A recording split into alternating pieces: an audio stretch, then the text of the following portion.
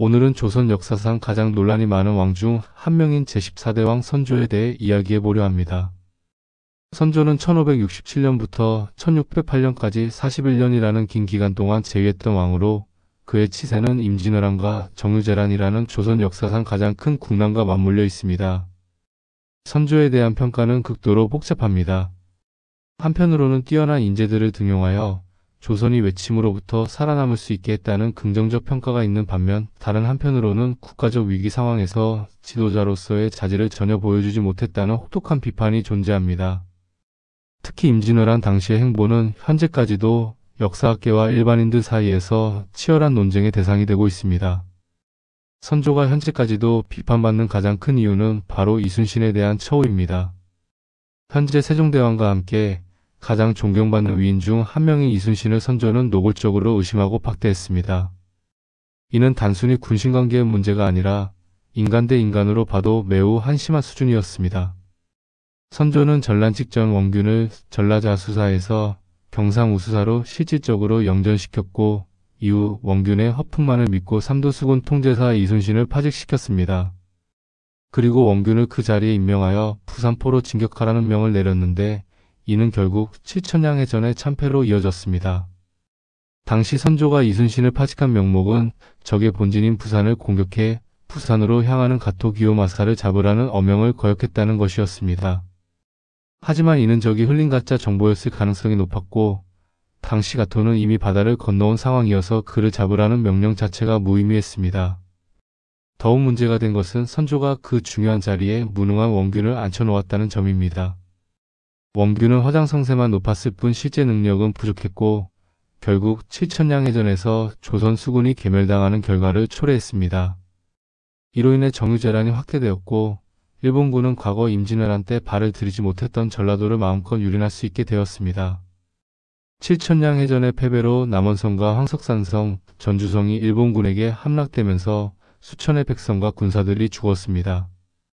특히 이순신의 통제형이 있던 한산도는 물론이고 전라자수영의 본영인 여수까지 일본군에게 넘어갔는데 이는 선조의 잘못된 인사 조치가 직접적인 원인이었습니다.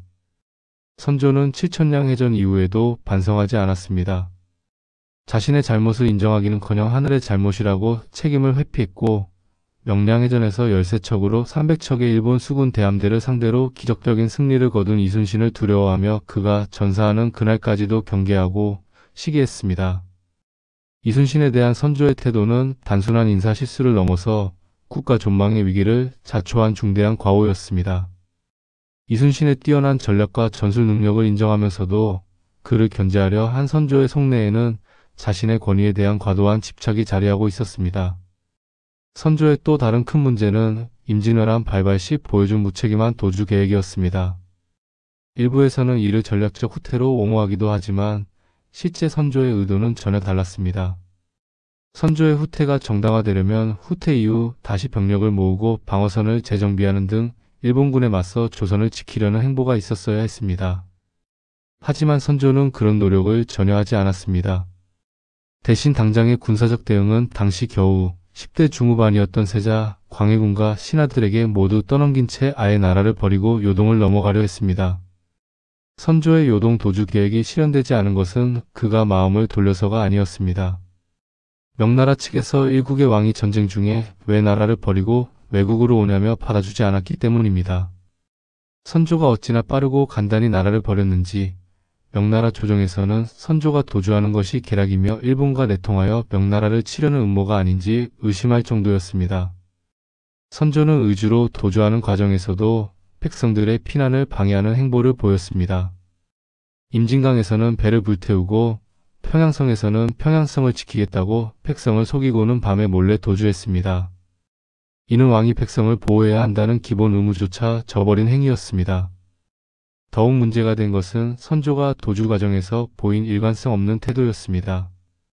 때로는 순국 의지를 보이는 듯 하다가도 조금이라도 위험하다 싶으면 즉시 도주를 재개했습니다.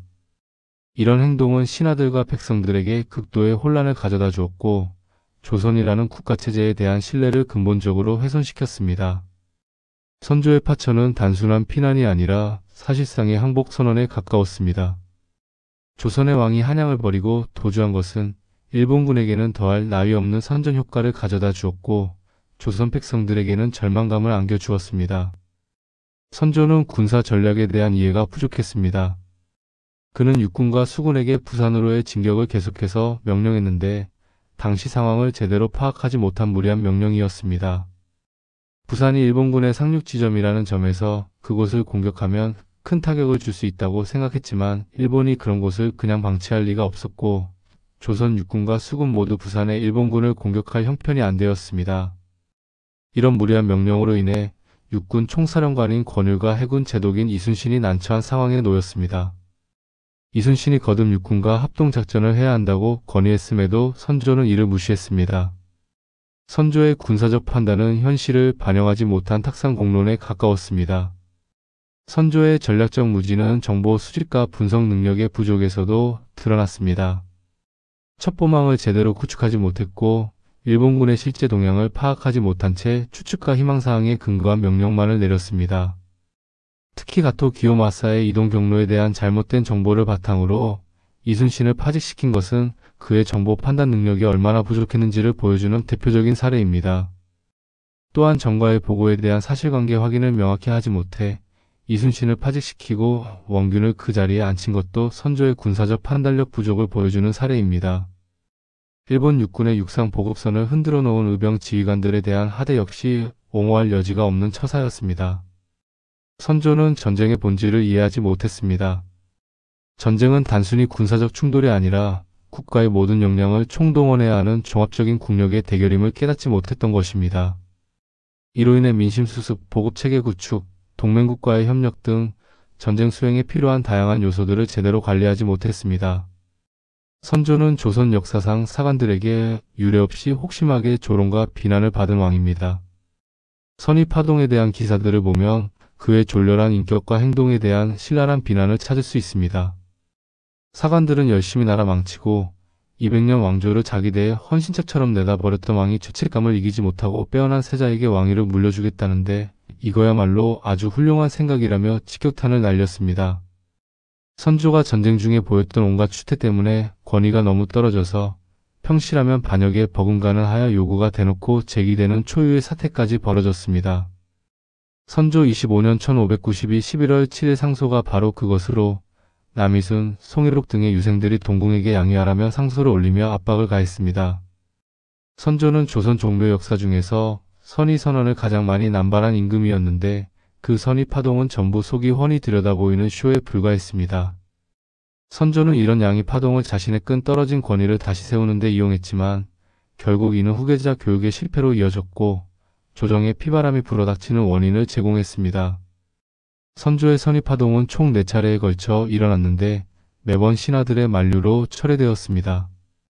이는 진정한 양의 의사가 아니라 자신의 정치적 입지를 강화하기 위한 정치적 수사에 불과했습니다.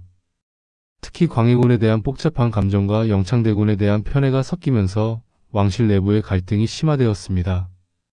선조의 권위 실추는 단순히 전쟁 상황 때문만이 아니었습니다. 그의 일관성 없는 언행, 책임 회피 그리고 개인적 이익을 국가 이익보다 우선시하는 모습들이 누적되어 나타난 결과였습니다. 이는 조선 왕조의 정통성에도 심각한 타격을 가했습니다. 선조의 자식 농사는 정말 참담한 수준이었습니다.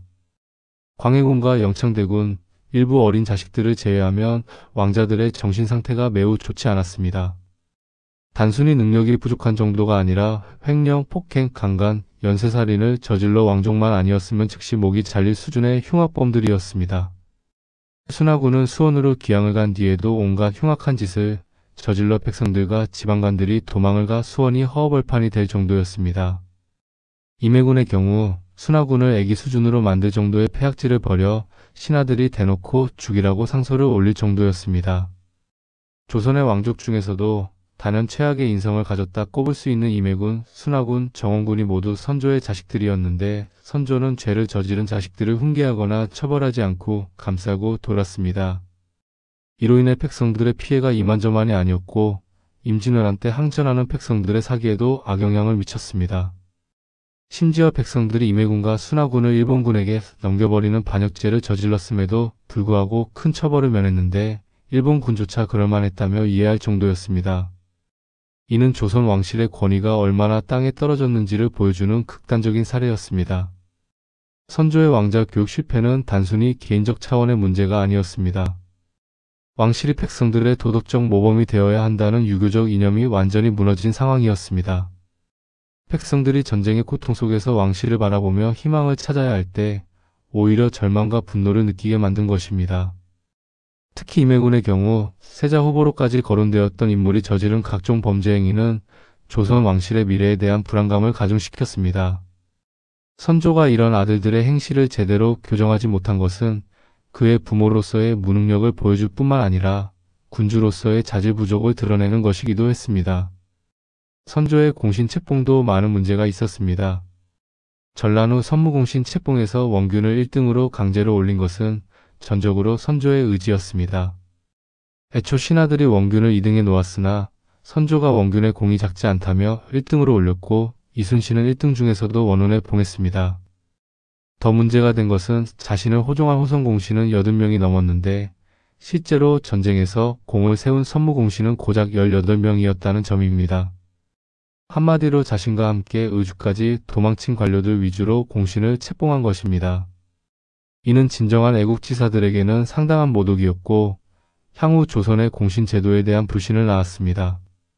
선조 말기에는 인재 등용에서도 실패를 거듭했습니다. 대표적인 예가 영의정을 독점했던 유영경인데 그는 명신들에 비해 이렇다 할 능력이 없었음에도 윗사람의 심기를 잘 읽고 아첨하는 능력으로 승진했습니다. 유영경은 선조가 세자 광해군을 싫어하고 영창대군을 밀어주고 싶어 한다는 것을 알고 노골적으로 영창대군을 세자로 미는 정치적 도박을 했고 결국 광해군 즉위 후 비참한 최후를 맞았습니다. 선조는 분명 인재를 보는 눈은 있었습니다. 이순신, 권율, 류성룡, 이원익 등 뛰어난 인재들을 등용했고 허준을 지원해서 동의보감 편찬을 명하기도 했습니다.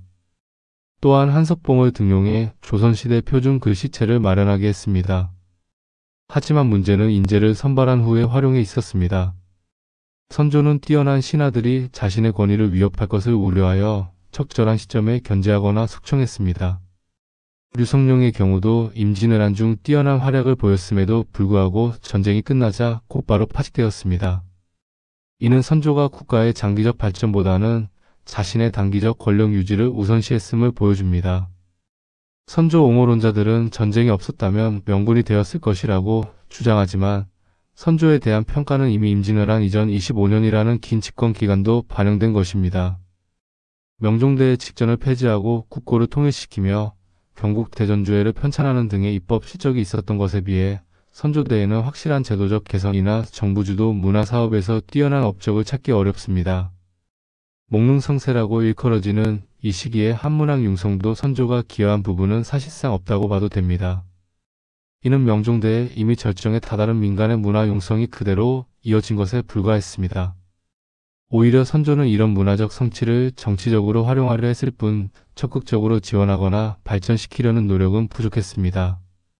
선조 시기에는 노비 인구 증가, 토지 잠식, 군역과 요역의 문란 같은 민생 문제에 대한 개혁 담론들이 활발히 논의되기는 했으나 제대로 된 결실을 맺지 못했습니다. 대동법의 프로토타입인 수미법을 이 같은 신하들이 제시했을 때도 선조는 관심을 보이기는 했지만 사주인들의 반발을 우려해 소극적인 모습만 보였습니다. 선조 치세의 가장 큰 문제는 장기적 비전의 부재였습니다. 당면한 문제들에 대한 임기응변식 대응은 있었지만 조선이라는 국가가 앞으로 어떤 방향으로 나아가야 할지에 대한 체계적인 계획이나 철학이 없었습니다. 이는 임진왜란이라는 국가적 위기 상황에서 더욱 명확하게 드러났습니다. 특히 교육제도 개선, 과거제도 개혁, 지방행정체계 정비 등 국가 기반을 강화할 수 있는 근본적인 개혁들이 이루어지지 않았습니다. 선조는 즉각적인 효과를 볼 수 있는 정책들을 선호했고 시간이 오래 걸리는 구조적 개혁에는 소극적이었습니다. 선조의 가장 큰 문제는 권력에 대한 집착이 국가 공동체보다도 앞섰다는 점입니다. 이러한 행태는 국가적 위기 중에도 사회 전반의 안녕을 도모하기보다는 단기적 손익 계산에만 혈안인 현대의 부패 정치인과 유사했습니다. 전제군 주제 시대의 왕으로는 전혀 어울리지 않는 통치 태도였습니다. 임진왜란 중에 보인 나만 살자 유형의 파천계획은 선조가 대의명분보다 일신의 이득만 중시했다는 것을 보여주는 결정적 증거입니다. 이런 급속한 파천 전략은 조선 명나라, 심지어 적국인 일본까지 삼국 모두를 당혹시켰습니다. 전란 종결 후 여민휴식이라는 기조를 내세워 토지 복구, 국가 재정 감축, 세금 감면 등을 행하기는 했으나 당장의 성과를 낼 수 있는 기발한 정책을 내놓지는 못했습니다. 대동복 같은 국가의 구조적 문제를 직접 건드리는 대안을 제시하고 제대로 실시한 적도 없었습니다. 하지만 선조를 단순히 무능한 왕으로만 평가하는 것은 공정하지 못합니다. 그는 분명 뛰어난 안목으로 당대 최고의 인재들을 발굴하고 등용했습니다. 이순신, 권율, 류성룡, 이원익, 허준 등은 모두 선조가 발탁한 인물들이었고 이들 덕분에 조선은 국가적 위기를 극복할 수 있었습니다. 또한 선조는 문화예술에 대한 이해도 있었습니다. 한석봉의 서예, 허준의 의학, 그리고 각종 문학활동에 대한 지원은 조선 문화의 발전에 상당한 기여를 했습니다. 이런 점들을 종합해보면 선조는 개인적 역량은 있었지만 국가 지도자로서는 치명적인 결함을 가진 인물이었다고 평가할 수 있습니다. 결국 선조는 40여 년간 왕위는 지켰으나 그 왕위는 개인적인 것이었으며 백성, 사직은 물론 왕가보다도 우선순위가 아니었습니다. 한 국가를 다스릴 그릇이 안 되는 자가 정근대 사회의 한계로 인해 왕손이라는 이유로 왕자리를 차지해서 생긴 비극이라고 볼 수 있습니다. 선조의 또 다른 중대한 문제점은 외교 정책의 일관성 부족이었습니다. 임진왜란 발발 전 일본의 조선 침입 의도가 명확해졌음에도 불구하고 선조는 적절한 외교적 대응을 하지 못했습니다. 통신사 파견을 통한 정보 수집에도 불구하고 수집된 정보를 제대로 분석하고 대비책을 마련하는 데 실패했습니다. 명나라와의 관계에서도 선조는 일관된 정책을 펴지 못했습니다.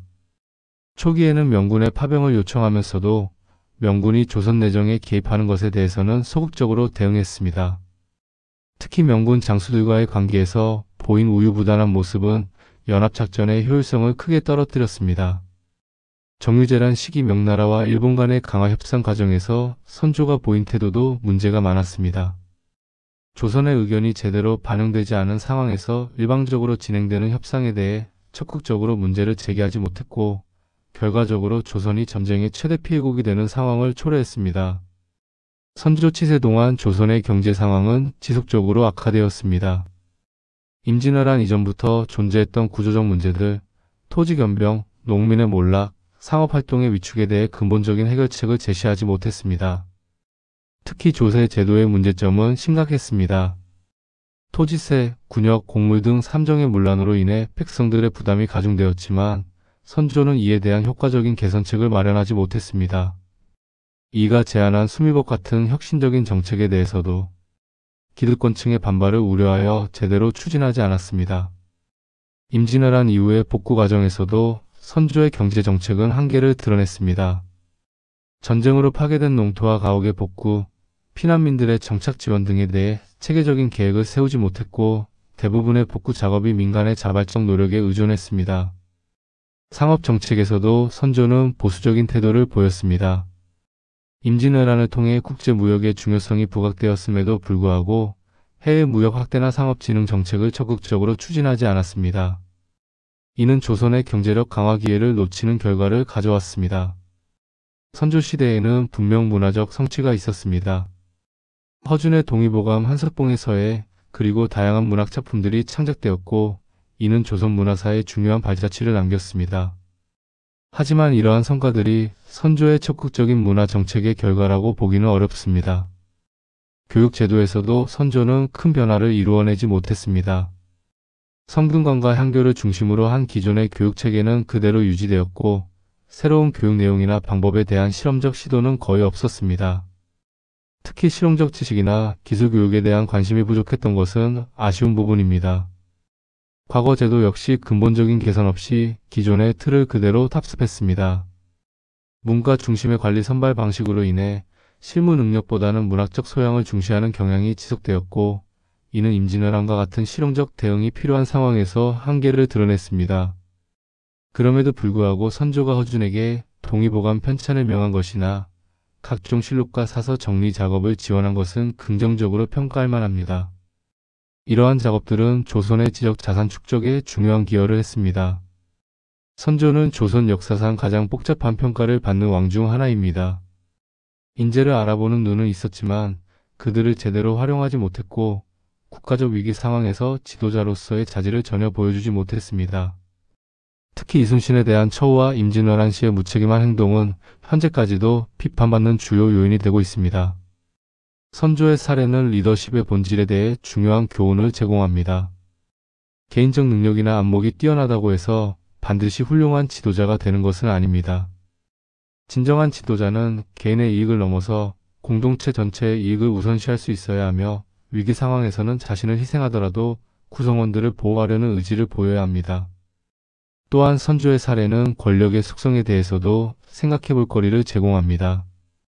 권력은 그 자체로는 선악이 없지만 권력을 행사하는 사람의 인격과 철학에 따라 선한 도구가 될 수도 악한 도구가 될 수도 있습니다.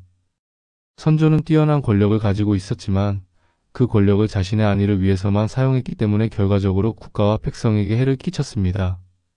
현대 사회에서도 우리는 다양한 분야의 지도자들을 만나게 됩니다. 정치 지도자뿐만 아니라 기업의 경영자, 교육기관의 관리자, 시민사회의 활동가들까지 모든 지도자들은 선조의 사례에서 배울 점이 있습니다. 진정한 리더십은 권한과 책임이 함께 따르는 것이며 개인의 이익보다는 공동체의 이익을 우선시하는 데서 출발해야 합니다. 그의 치세는 조선이라는 국가가 얼마나 위험한 상황에 처할 수 있는지, 그리고 최고 지도자의 자질이 국가의 운명에 얼마나 큰 영향을 미치는지를 보여주는 역사적 교훈이라고 할 수 있습니다. 우리는 선조의 사례를 통해 진정한 리더십이 무엇인지, 그리고 국가 지도자가 갖춰야 할 덕목이 무엇인지를 다시 한번 생각해 볼 수 있을 것입니다.